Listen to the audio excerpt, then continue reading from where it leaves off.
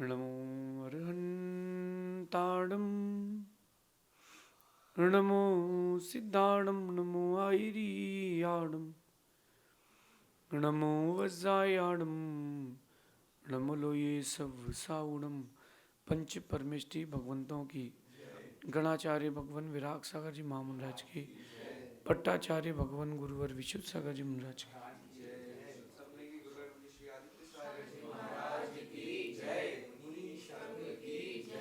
या हम सभी अपने जीवन में सुख और गुणों की अभिवृद्धि के लिए नीति के विषयों का श्रवण कर रहे हैं। नीतिकार हर दिन एक नई बात कहते हैं, लेकिन हमने अपने जीवन में उसको कितना उतारा है, कितना समझा है, ये हमारे पुरुषार्थ और हमारी प्रज्ञा पर निर्भर करता है। अक्सर ये होता है कि हम चीज़ों को देखते हैं, जानते हैं, समझते हैं, लेकिन जितना हमारे पास बुद्धि होती है, जितना हमारे पास प्रज्ञा होती है, छह उपशम होता है, हम उतना ही लेके जा पाते हैं। आप घर से निकले सब्जी लेने के लिए और माँ ने कहा कि 5 किलो मटर ले आना, तो सामान्यतः व्यक्ति उतनी बड़ा थैला लेके जाता है जितना उसको सब्जी लाना है। और सब्जी लेने गया, 5 किलो मटर लेने गया, साथ में और भी सब्जी अच्छी मिल रही थी, लेकिन थैला नहीं ले गया था, पैसा भी नहीं ले गया था। जब तक घर से आया तब तक वो माल बिक गया। ये उसकी गलती थी, ये उसकी गलती थी। जितना वो लेकर गया उसको उतना ही मिला। आप जितना सोचेंगे उतना ही मिलेगा, जितना आपका खुला दिमाग होगा आपको उतना ही मिलेगा। इंडिया में एक टेंडेंसी है, अगर किसी ने 5,000 स्क्वायर फीट का प्लॉट लिया है तो वो घर 5,200 स्क्वायर फीट में बनाता है। ये इंडियन टेंडेंसी है। इस तरफ छज्जा बढ़ाएगा, रोड तरफ से छज्जा बढ़ाएगा, नाली के ऊपर एक फर्शी लगाकर 2 फीट घर को और आगे बढ़ाएगा। ये इंडियन टेंडेंसी है। लेकिन अगर आप आर्किटेक्ट की बात करते हैं, अगर आप गृह निर्माण की बात करते हैं, 5,000 स्क्वायर फीट का प्लॉट लिया है तो 2,000 में ही घर बनाएं, 3,000 खाली रखें। खाली रखेंगे तो दिमाग खाली रहेगा, भरा रखेंगे तो दिमाग भरा रहेगा। आप कभी किसी ऐसी होटल या किसी ऐसी प्लेस में रुके हो जहाँ पर एक कमरा हो, फिर एक बहुत बड़ा गार्डन हो, आप गेट खोलो तो बहुत बड़ा गार्डन दिखता हो, और एक ऐसी होटल रुके जहाँ गेट खोलते ही सिर्फ कमरे कमरे हो, लॉज जैसा हो, लाइन से दोनों तरफ कमरे हो। उस बिल्डिंग में रहना और उस गार्डन वाली होटल में रहना कितना अंतर है। दिमाग खुलता है। अपने दिमाग को खोलने का प्रयास करें, अपने दिमाग को, अपनी बुद्धि को बड़ा करने का प्रयास करें। और बड़े करने का प्रयास तभी कर पाएंगे जब आप इच्छाओं से दूर हो पाएंगे। आपकी इच्छाएं आपको बांध के रखती है खूंटे की तरह। जिसने इच्छा कर ली या जिसने आकांक्षा कर ली, इससे कुछ मिलने वाला है, दब के रहना पड़ेगा, झुक के चलना पड़ेगा। अगर आपने किसी कस्टमर से एक इच्छा कर ली कि ये डेली कस्टमर है, तो वो गाली भी देगा तो सुनना पड़ेगी। जो जॉब करते हैं वो मेरी बात को समझ सकते हैं। Sir okay sir, yes sir, please sir, thank you sir, इस ओके थैंक यू प्लीज़, और इसमें पूरी ज़िंदगी निकल जाती है। अपनी ज़िंदगी क्या प्लीज़ थैंक यू और ओके के लिए बनाई है क्या? और तुमको अगर इच्छा नहीं होती या तुम्हारे अंदर कोई आकांक्षा नहीं होती तो उसकी 4 बातें सुनते नहीं। ये तो हो गई सांसारिक लोगों से जो इंटरेक्शन होता है। अब जो पारमार्थिक लोगों से इंटरेक्शन होता है उसके बारे में भी थोड़ा समझते हैं। जिससे इच्छा होती है उसकी आप सेवा करते हो, जिससे कुछ लाभ होने वाला होता है, सिद्धांत है, उसी की सेवा करते हो। जिससे लाभ ना होना हो उसकी सेवा नहीं करते। जिससे लाभ ना होना हो उसकी सेवा नहीं करते। माँ भी उसी जवाई को, सासू माँ ज़्यादा टीका करती है जो पैसे वाला होता है। ये बात सच है। मुझे पता है कि ये वापस लाके भी ज़्यादा देगा, मेरी बेटी को बहुत अच्छे से रख रहा है। ये सांसारिक लोगों की बात है, लेकिन पारमार्थिक और पारलौकिक लोगों से भी इच्छा ना करें। सांसारिक में तो आप करते ही हैं। मेरा कहना है कि गुरु और प्रभु से कोई इच्छा ना करें। मांगना नहीं है, बताना है। बताना भी नहीं है, बातें करना है। कभी बातें तो करो गुरु और प्रभु से, बैठ करके अकेले में। बोलो गुरु जी तो अकेले मिलते ही नहीं, तो अकेले नहीं मिलते तो गुरु जी नहीं मिलते ना। गुरु जी हृदय में तो है, अकेले में बैठ के बात तो करो। मुझे कहाँ हर दिन मिलते हैं, लेकिन मैं भी बैठ के बात करता हूँ प्रभु से, गुरु से।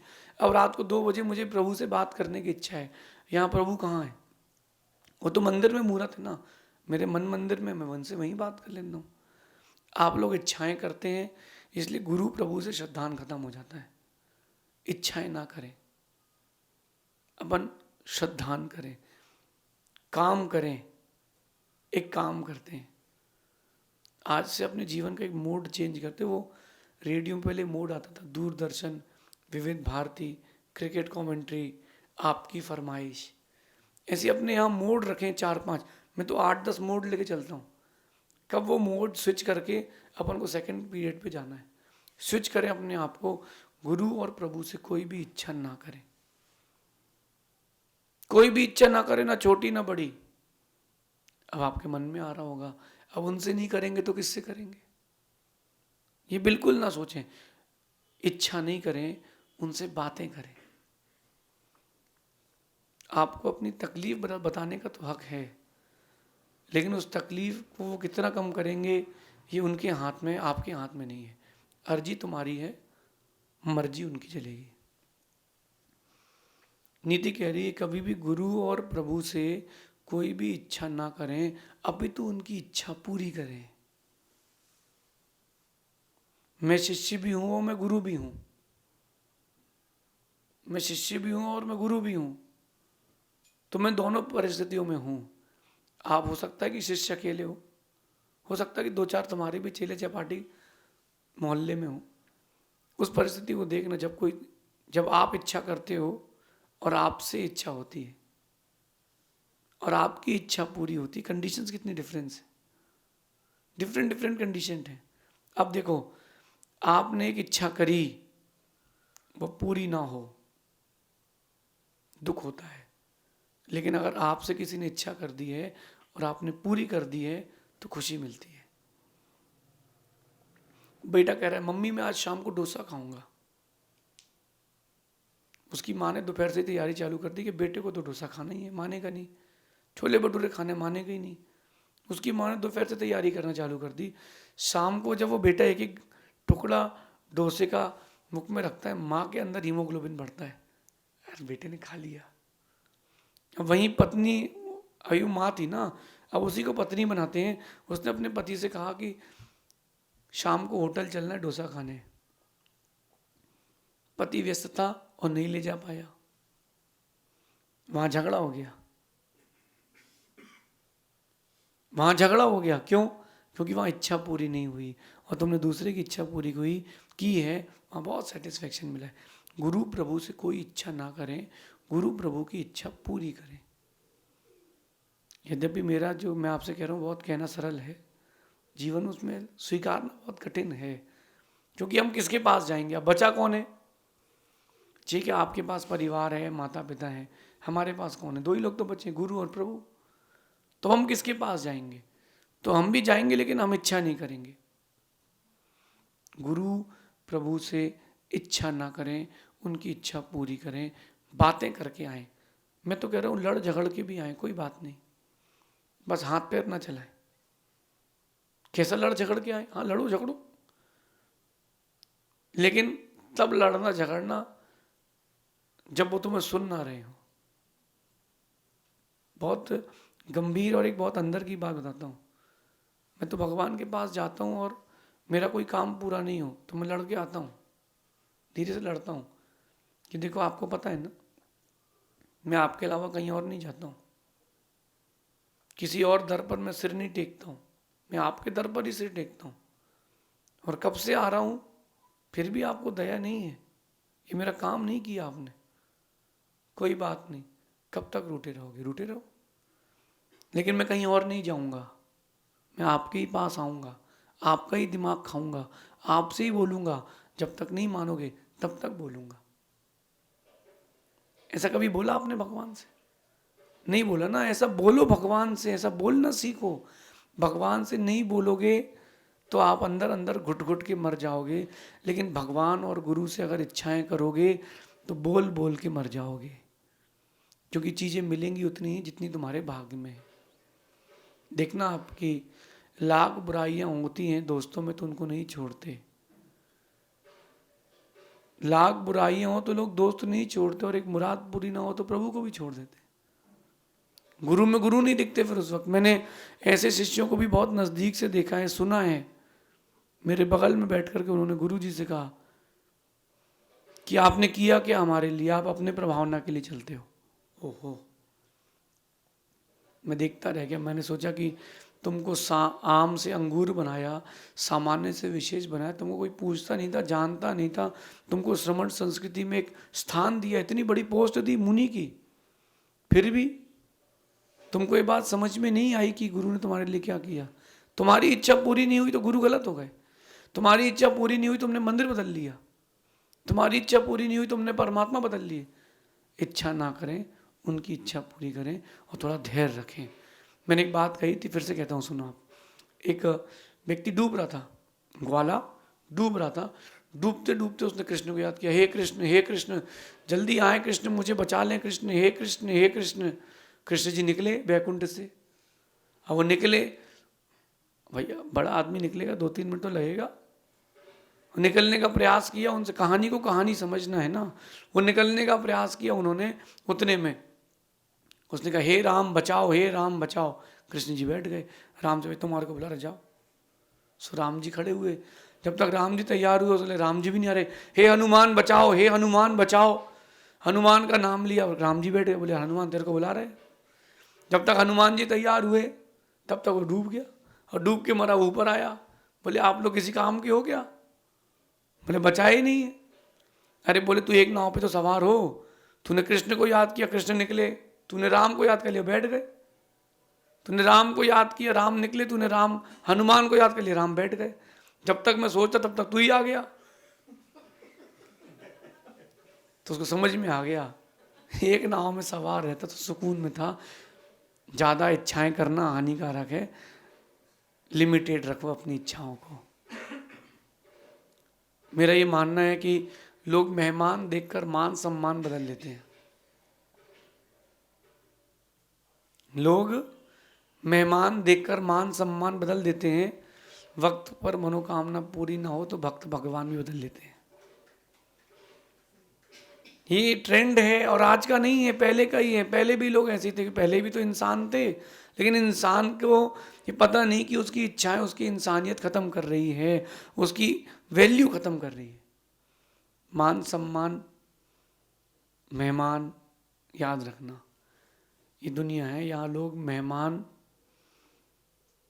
मेहमान को देख करके मान सम्मान बदल देते, दुनिया है। और अगर वक्त में मनोकामना पूरी ना हो तो लोग भगवान भी बदल देते हैं। भक्त से कहना है कि भगवान ना बदलें, मनोकामना पूरी ना भी हो तो भी कोई बात नहीं, तेरे भाग में इतना ही था, तू ये क्यों नहीं सोचता? सीता ने कभी भगवान को दोष नहीं दिया कि तुमने हमारे साथ ये क्या किया, रावण जंगल में उठा के ले गया। सीता ने कभी ये नहीं कहा।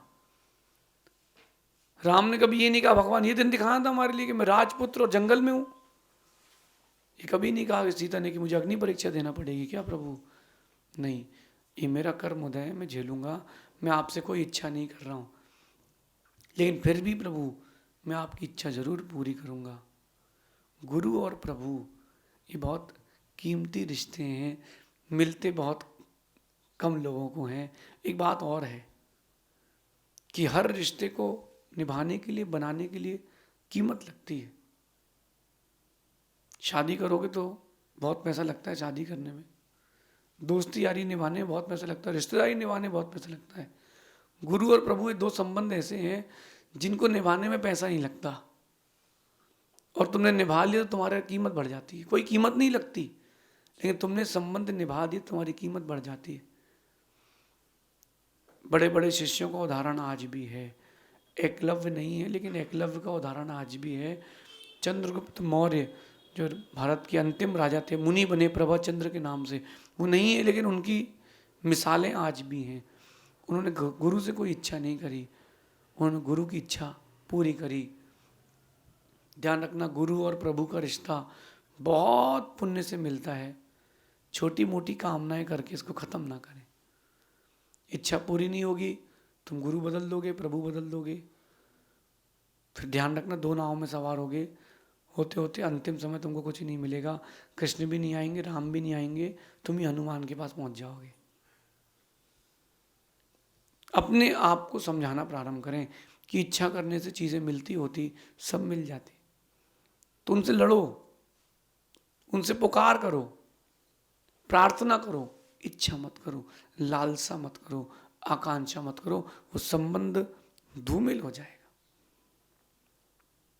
पत्नी जब तक पति से इच्छा नहीं करती तब तक सुखी है। बेटा जब तक पिता से इच्छा नहीं करता तब तक सुखी है। आप जिस जिस से इच्छाएं करते हैं, उम्मीदें करते हैं, वो दुख देता है। वास्तविकता में ना वो इच्छाएं दुख देती हैं, ना वो व्यक्ति, वो आपकी उम्मीदें दुख देती हैं। क्योंकि उम्मीदें तो आप कर लेते हो, पूरी होगी कि नहीं होगी ये तुम्हारे भाग्य पर है ना। तुम्हारा भाग्य ही कमजोर है तो क्या करेंगे। 4-6 बच्चे मिलकर के क्रिकेट खेल रहे थे, टॉस हुआ, 5-5 बच्चे दोनों टीम में थे। एक टीम के बच्चे एक टीम ने टॉस जीत लिया, और वो टॉस जीत लिया, अच्छे बैटिंग करते थे, बॉलिंग अच्छी नहीं थी। उन्होंने कहा खूब रन बनाएंगे, मजे लो। सो उसने जो उतरे थे खिलाड़ी, सब ने 100-100 रन बनाए। पूरे दिन भर मैच चला। अगले दिन मैच की बैटिंग उनकी आई, और जो वहाँ खिलाड़ी था उसने शॉट मारा, सामने उसका भाई नॉन स्ट्राइकिंग एंड में था, उसके भाई के हाथ में बॉल लगी, दोनों दौड़ चुके थे, और उसके हाथ में आई बॉलर के, उसने स्टंप में मार दी।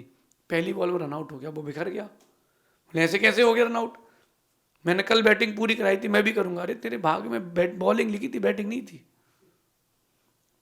तो जिसके भाग्य में जितना उतना ही मिलेगा ना, उससे ज़्यादा उससे कम तो नहीं मिलेगा ना। तो क्यों अपन चिंता करें, अपन इच्छाएं ना करें, अपन पुकार करें। और इच्छाएं पूरी हो ना हो, पुकार ज़रूर पूरी होती है। और अगर इच्छा करना भी है तो मेरा मानना है कि उसको कागज में लिख करके अंदर रख ले, और खुद से कह दें इच्छाएं जब जब करोगे तुम्हारा दुख बढ़ेगा। एक बात और मैं आपसे इस बीच में कहता हूं, आपने गुरु प्रभु से इच्छा कर ली, तो कहीं गुरु और प्रभु ने आपसे इच्छा करी तो पूरी करोगे क्या। आप यही बोलोगे अगर मेरे बस में हुआ तो मैं कर दूंगा। तो गुरु प्रभु भी यही कहते हैं कि मेरे बस में हुआ तो मैं कर दूंगा। आप भी इच्छा करते हो, अगर उन्होंने इच्छा कर ली तो, अब वो उन्होंने इच्छा कर ली कि आप 1 साल हमारे पास लगातार रहो, तो रह पाओगे क्या। अब हमारा घर है, परिवार है, बीवी बच्चे हैं, पढ़ाई चल रही है, नौकरी है, सब देखना पड़ता है महाराज। तो आप ध्यान रखना, आप इच्छा करते हो तो उनको भी इच्छा करने का अधिकार है। आप पुकार करते हो, उनको भी पुकारने का अधिकार है। आप लड़ते झगड़ते हो तो उनको भी लड़ने झगड़ने का अधिकार है। यद्यपि बड़े लोग बड़े ही होते हैं, फिर भी उनसे इच्छाएं ना करें, क्या पता हमारे भाग्य में क्या लिखा है। भूलना नहीं, लोग मेहमान देखकर मान सम्मान बदल देते हैं, और अगर वक्त पर मनोकामना पूरी ना हो तो भक्त भगवान भी बदल देते हैं। तो भगवान ना बदलें, अपनी इच्छाओं को बदलें। शेष आगे देखेंगे। भगवान महावीर स्वामी की